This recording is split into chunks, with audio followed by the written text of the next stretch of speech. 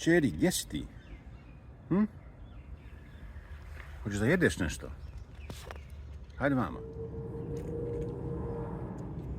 To. I ti da imaš doručak. Treba raditi. Ne može se raditi gladno.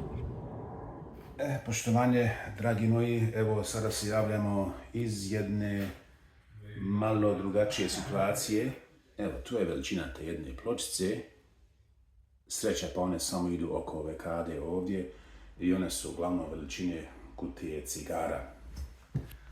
Ajde, malo ćemo kasnije još snimiti što se dešava u ostatku ovoga kupatila. Ovdje mi je pomoć. Evo ga.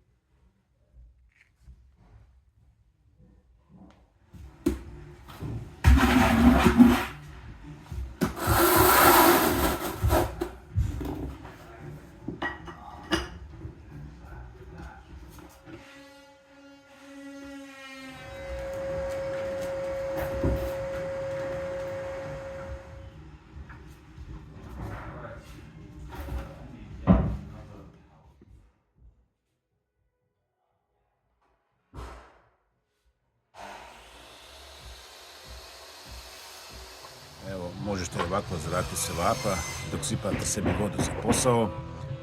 Možete napojiti cuku.